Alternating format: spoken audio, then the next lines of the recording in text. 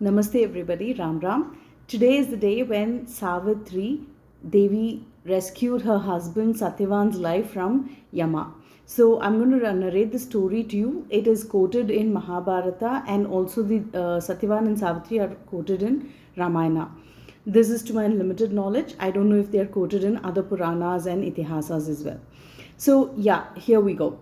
So the king of Madradesha, Ashwapati, did not have children. So what he did was he went to his ministers and told that I don't have a child, I have everything else, so I don't know what to do. And one of his ministers suggested that he prays to Savitri Devata.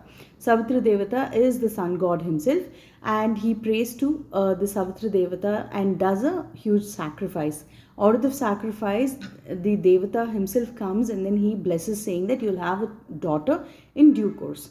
And accordingly, in due course, he has a daughter whom he calls Savitri after the Devata who blessed him with the daughter. So now this Savitri grows up as a very fine little girl. She learns a lot, she reads a lot, she learns music, art, scriptures, philosophy, what is right and wrong, the Niti Shastras, everything. She learns everything. She's gains mastery in no time. So, and she also grows to be a very beautiful girl. So as the time goes by, the king Ashwapati realizes that it is time for him to get her married.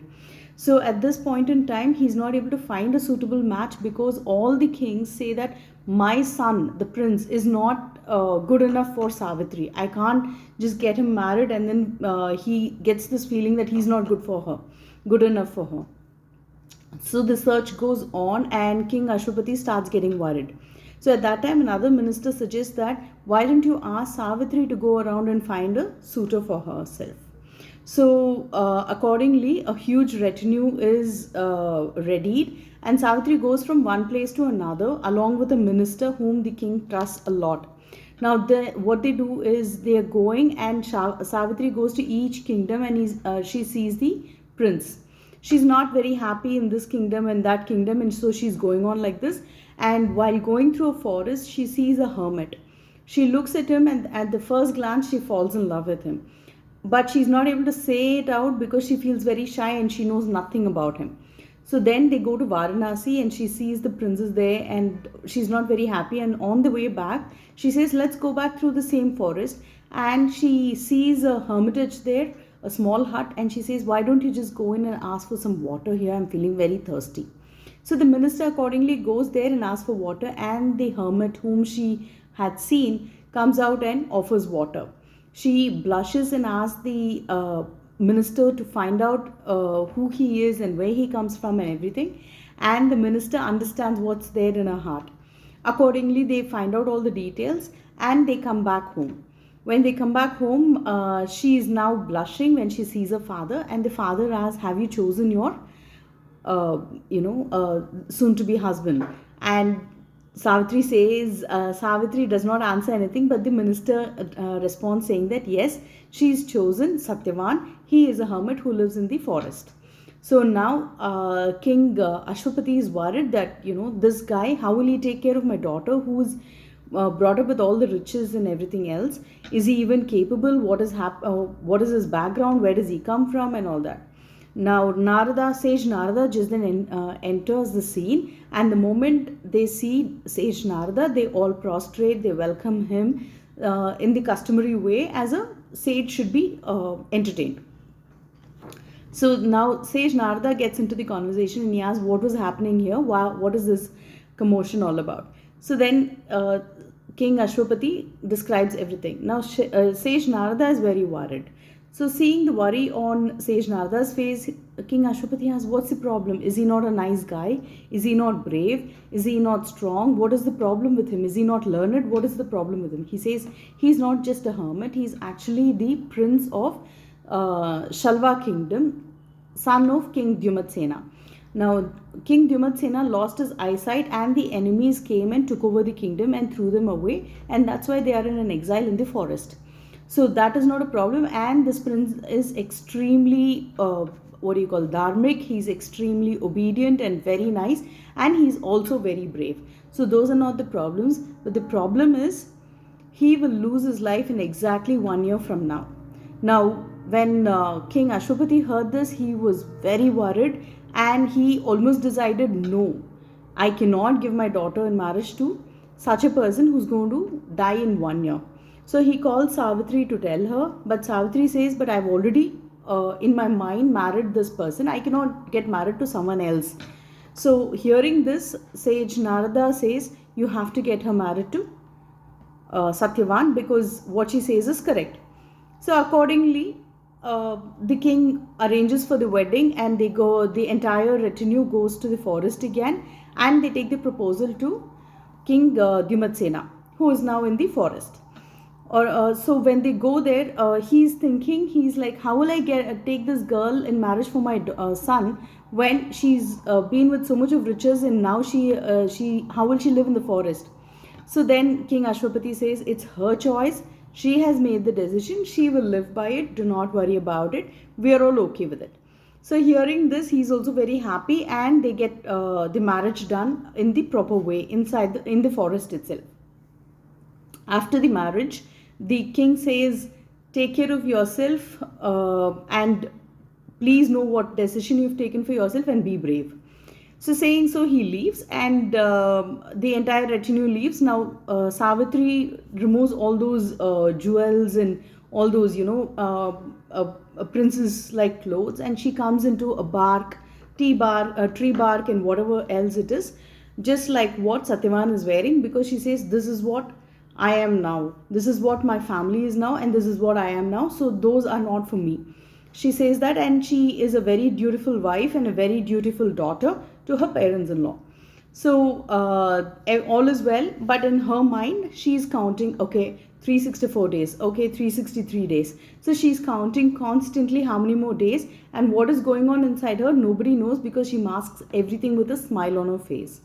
Now, just before the event is to occur, 3 days before that, she says, I'm going to take up a very tough vrat.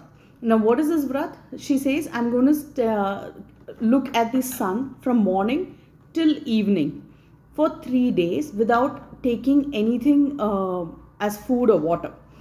So now the king Dyumatsena is like, why are you doing this to yourself? What is, how can you do this? She says, I just want to do this. Please let me be. So they allow her, and she does this vrat for 3 days. And the 4th day in the morning, when her husband is preparing to go to the forest to chop wood, she says, let me also come along with you today. He says, why, you've never asked me this in this one whole year. How is it that you want to come today? She says, I feel like being with you today. Please let me come with you. And she goes along with him. So both of them are very happily going into the forest. Just that Savitri's heart is pounding. She doesn't know at what time, when Yama will come and take her husband's life away. So with this, they're just going into the forest. She offers him water. She's constantly looking at him. And suddenly he says, my limbs are all feeling very weak. There is so much of crushing pain inside me. And he falls down. So Savitri knows that this is the moment, and she doesn't know what to do. She feels so helpless, and just then she sees Yama, who has come there to take Satyavan's life. So the moment she sees Yama, she is like, why have you come here? So he says, I've come to take Satyavan's life. Isn't that very obvious? So she says, but normally you only send your men to take the life away. How is it that you have come here this time? So he says, Satyavan was a very righteous person. He was very dharmic, so I had to come myself. Saying so, he takes Satyavan's life, and he goes back on his buffalo. And that day, Savitri is wearing the anklets because her husband had asked her to.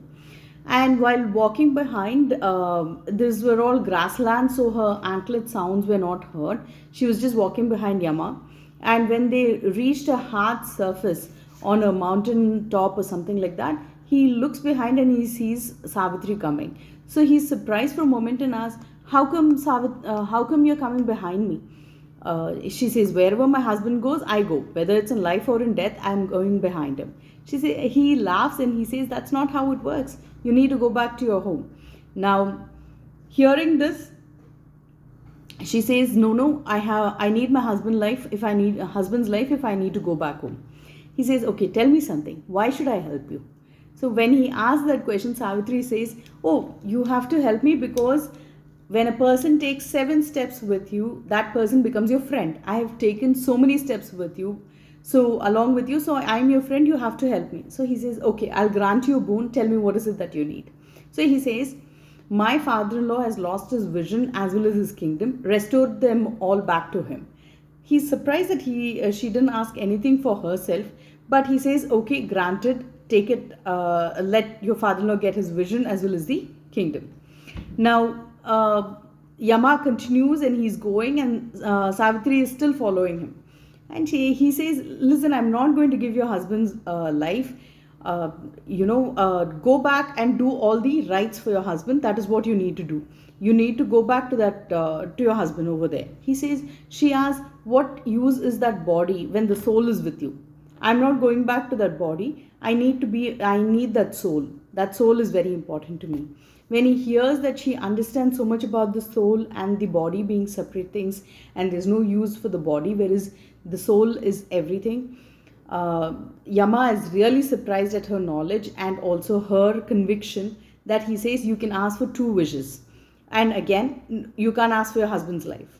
She says, okay. And she says, okay, my dad does not have a son to continue that kingdom, to take care of the kingdom. So please bless him with sons.